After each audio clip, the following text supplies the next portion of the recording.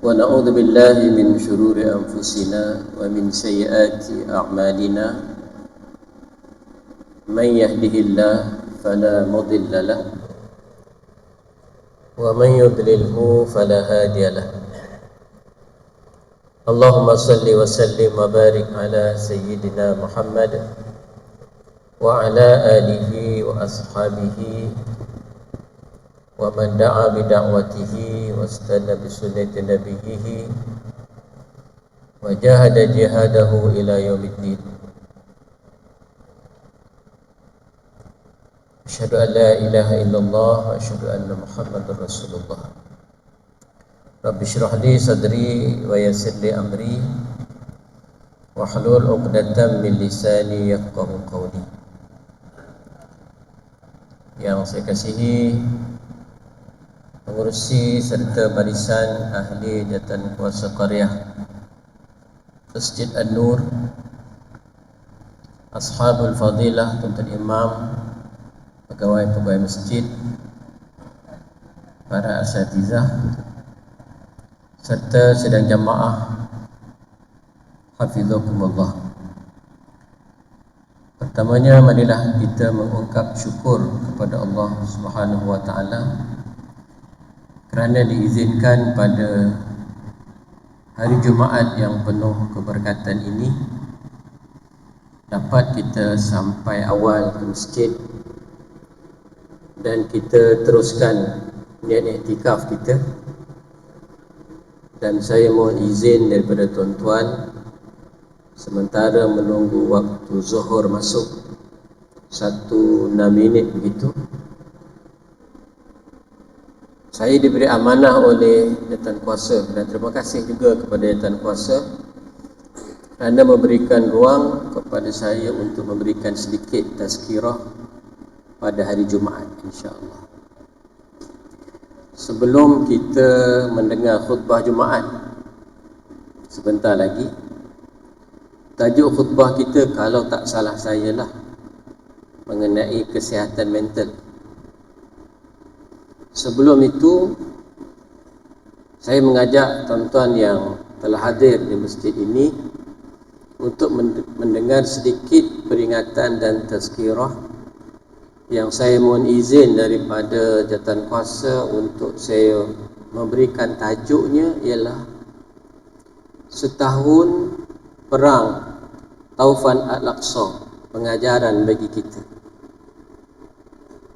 Hari ini tuan-tuan sekalian, kita dah 11 hari bulan Oktober, Jumaat yang pertama selepas berlakunya perang setahun cukup.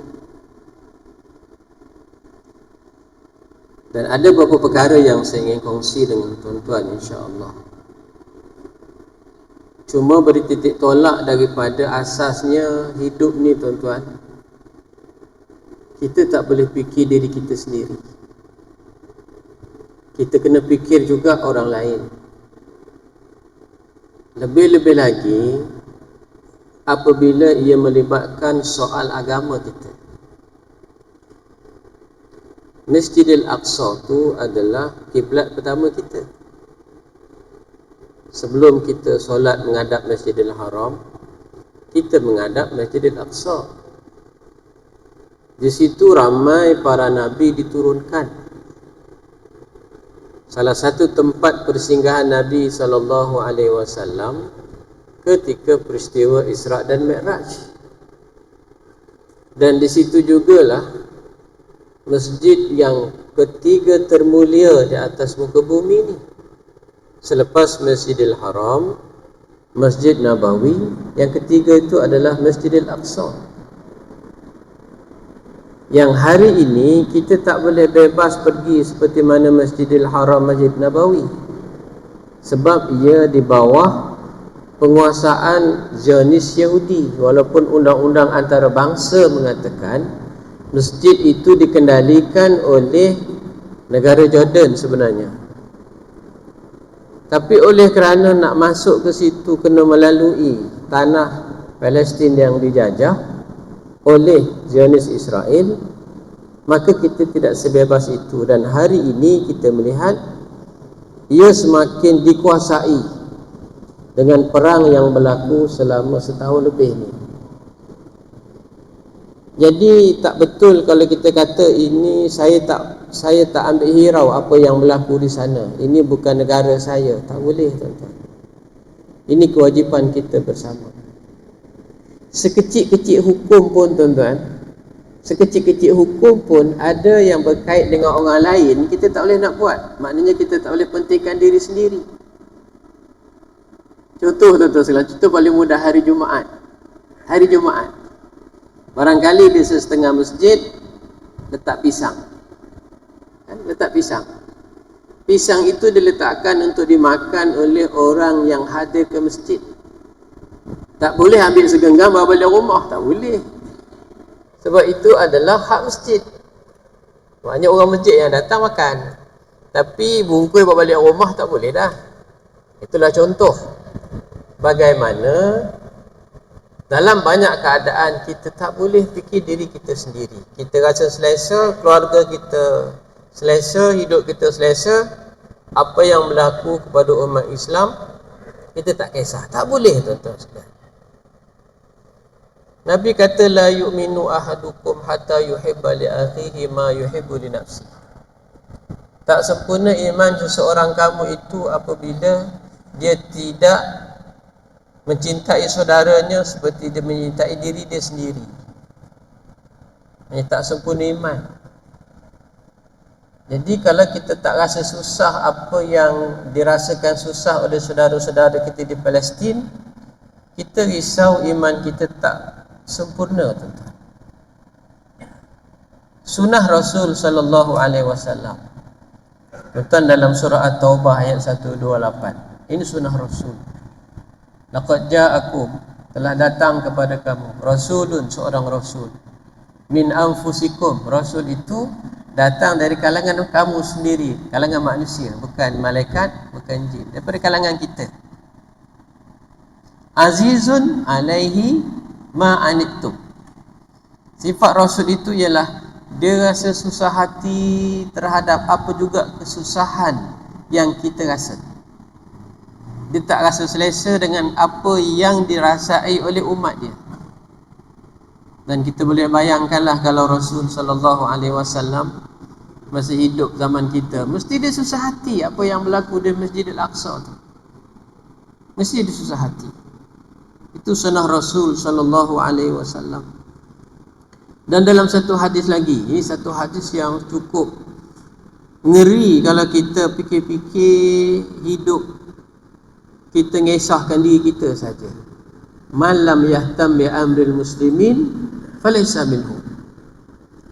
Barang siapa yang tak kisah tentang urusan orang Islam yang lain, dia bukan dari golongan itu. Jadi tadi saya WhatsApp kepada salah seorang panel penulis khutbah di negeri Perak, saya cadangkan minggu depan apalah kiranya kalau boleh difikirkan tajuknya, tajuk mengenang setahun berlakunya Taufan Al-Aqsa. 7 Oktober 2024, sekarang dah 11 Oktober, dah lebih 4 hari. Tetapi tuan-tuan sekalian, apa yang berlaku, tuan-tuan sekalian, apa yang berlaku, kemusnahan semakin merebak. Memang benarlah dan sentiasa benarlah Al-Quran kata kerja orang kafir ini adalah liyudfi'u nurallah biafwahihim wallahu mutimmu nurihi walau karihal kafirun. Allahu Akbar. Dalam surah Saf cukup terang, cukup nyata. Ini kerja orang kafir. Yuriduna liyudfi'u nurallah, mereka menghendaki untuk memadam cahaya Allah dengan segala bentuk. Tuan-tuan, kalau bolehlah negara haram Israel ni nak, tuan-tuan, di Gaza itu tak tahu nak bom mana dah, tuan-tuan, dah habis dah. Tak ada satu tempat pun yang selamat. Tak ada satu tempat yang selamat. Dah habis semua, tuan-tuan sekalian. Ikut hukum akal, Gaza tu bukannya luas. Saya pun dah cerita dengan tuan-tuan dulu. Panjangnya hanya 25 km aja. Daripada Ipoh ni ngala ke Kuala, itulah panjang. Dia punya lebarnya dalam 13 km. Diserang dengan secanggih-canggih senjata. Tuan-tuan, saya tengok tadi dalam satu kajian, satu laporan semenjak 7 Oktober 2023 sampailah 7 Oktober 2024, Amerika Syarikat membelanjakan 17.9 bilion USD. Bukan ringgit, bilion USD. 17.9 USD dolar bilion untuk senjata je. Dibekalkan kepada negara haram Israel. Setahun. Patut-patut dah tak ada apa dekat Gaza tu. Tetapi wallahu mutimmu nurihi. Mereka menghendaki untuk memadamkan cahaya Allah. Tapi yakinlah Allah akan menyempurnakan cahayanya, menyempurnakan agamanya. Di ekor ayat itu, walau karihal kafirun. Walaupun perkara ini pasti tidak disenangi, dibenci oleh orang-orang kafir. Ini yang berlaku, tuan-tuan dan tuan-tuan sidang jemaah sekalian. Dan perkembangan terkini setahun yang direkodkan syahid, yang direkod, yang tak direkod, yang di bawah bangunan lagi kita tak tahu sebab jentera tak ada.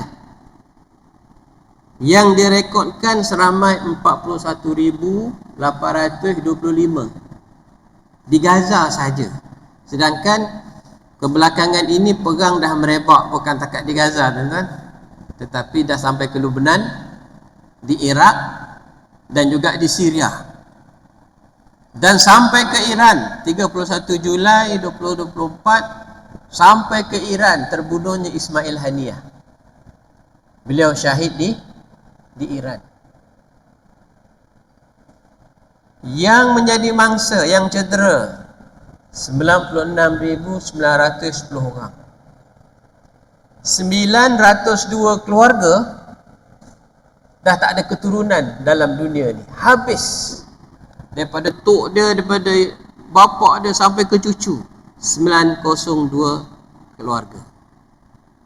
Habis, tuan-tuan sekalian. Kalau ikut hukum akal, congak-congak bodoh kita, dah lama habis Gaza tu. Tetapi yakinlah tuan-tuan sekalian, sebagaimana yakinnya penduduk-penduduk di Gaza tu sendiri dengan janji Allah. Mati hidup balik ke Rat 17 pun mereka tak akan keluar daripada tanah Gaza. Itu adalah tanah air mereka. Mereka tak akan keluar. Mereka nak mengiyakan satu hadis Nabi SAW. Nabi sebut dalam hadis, tuan-tuan sekalian, hadis ini diriwayatkan daripada Abi Umamah dan diceritakan oleh anak Ahmad Ibn Hanbal dengan tulisan ayah dia sendiri. Beliau mengatakan bahawa Rasulullah SAW bersabda, la tazalu ta'ifatun min ummati 'ala ad-dini zahirin li'aduwihim qahirin la yadurruhum man khalafahum illa man asabahum min la'awa'ah hatta ya'tiyahum amrullah wa hum kadzalika. Qalu ya Rasulullah ainahum? Qala bi Baitil Maqdis wa aknaf Baitil Maqdis. Ini satu hadis yang mereka sangat imani. Nabi kata akan sentiasa ada mana-mana zaman sekelompok manusia. Yang kelompok manusia ini, tuan-tuan sekalian, sentiasa cuba memenangkan agama Allah Subhanahu wa taala. Dan mereka sangat melawan dengan musuh-musuh mereka. Sifat mereka, mereka tak kisah walaupun orang hina dia, orang tinggalkan dunia. Satu dunia tinggalkan mereka, tuan-tuan sekalian. Satu dunia. Pengerusi Kesatuan Ulama Sedunia Dr. Ali Muhyiddin Qurahdari, dia memberikan kesimpulan, tuan-tuan sekalian. Kesimpulan dia ialah sekarang ini selepas setahun berlaku perang, negara umat Islam terbahagi tiga. Satu, negara umat Islam yang senyap sunyi, tak cakap apa, tak, tak, hanya menjadi penonton saja. Kedua, jenis negara Islam yang lagi teruk daripada itu. Kalau yang senyap sunyi bisu boleh tahan lagi. Yang ini dia tolong pula Zionis Israel. Ini lagi dahsyat, tuan-tuan sekalian. Tuan-tuan, dalam geopolitik dunia, Israel ni kecil je. Kelilingnya negara Arab. Kecil je Israel tu. Itu pun tanah kita sebenarnya, tanah umat Islam yang dijajah oleh British, kemudian serah pada Israel. Yahudi nak buat negara. Kecil je. Sekiranya umat Islam negara Arab keliling tu bersatu padu, habis dia mah.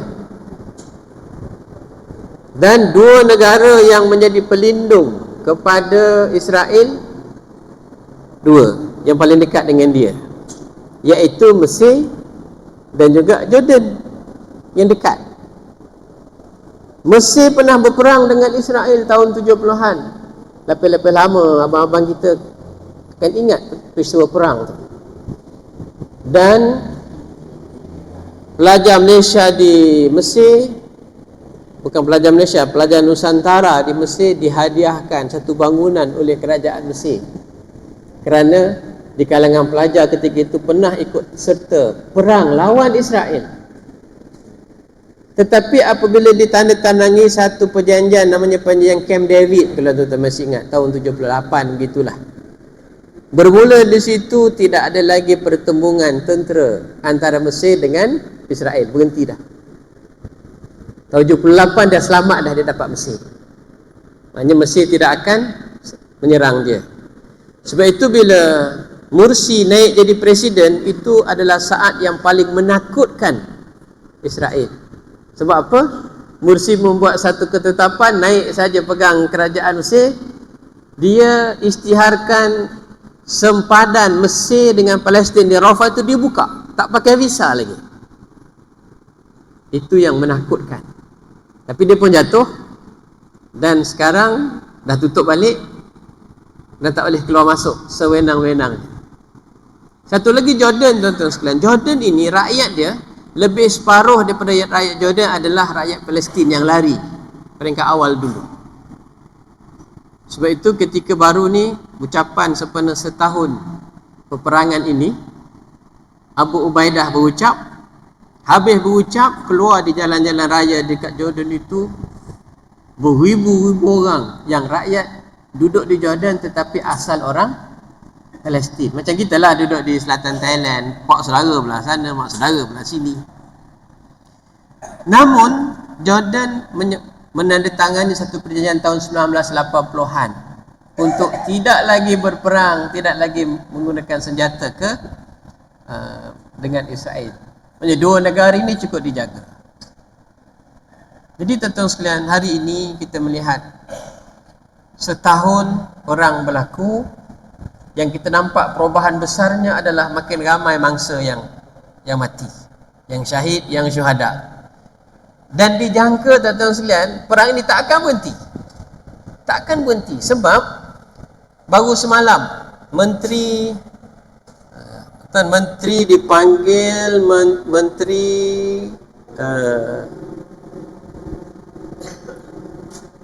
Bezalel Smotrich, dia kata, Menteri Keuangan kalau tak salah, Menteri Keuangan Israel, dia kata apa?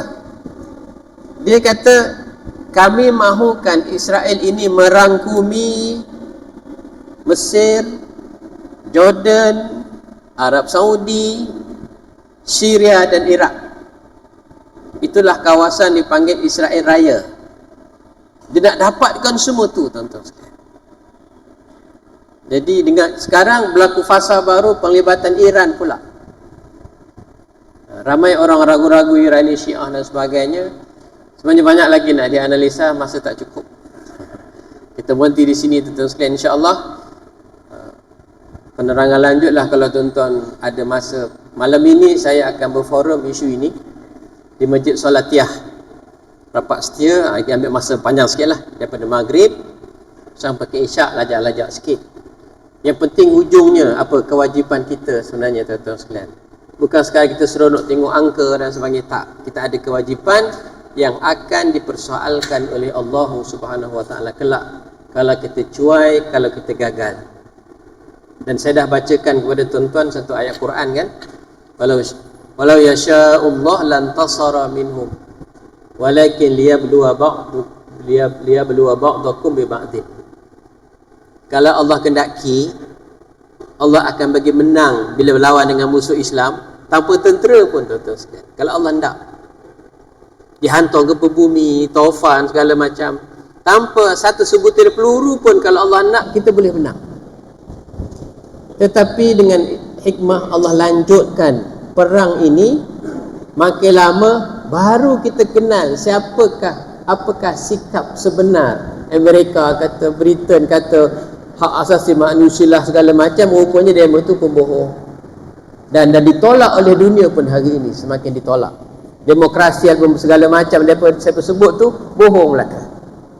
Yang keduanya, terselah nampak sekarang ini siapa yang benar-benar ikhlas berjuang, siapa yang munafik. Kemudian yang paling penting tuan-tuan sekalian, bila perang ini semakin berlanjutan, sebenarnya bagi peluang kepada kita yang terlepas, barangkali sesi-sesi perang yang lepas kita tidak menyertainya dengan apa yang kita mampu, Allah bagi peluang lagi tuan-tuan sekalian. Sebab saya akhiri dengan satu hadis, man mata walam yaghzu walam yuhaddith bihi nafsahu mata ala syu'batin min nifaq. Barang siapa yang mati tak pernah berperang dan tak pernah berniat pun nak perang, dia khawatiri matinya itu dalam salah satu cabang mati sebagai seorang munafik, wal-iyadzubillah. Jadi tak boleh kata saya tak ambil kisah ustaz, tak boleh. Ini hal kiblat kita, ini hal tempat kesucian kita, insya-Allah tuan sekalian. Ada masa kita sambung baliklah insya-Allah pada malam ini. Barangkali kita akan lanjutkan lagi. Wallahu a'lam. Wa hadza sallallahu ala habibina Sayyidina Muhammad wa ala alihi wa sahbihi ajma'in walhamdulillahi rabbil alamin. Assalamualaikum warahmatullahi wabarakatuh.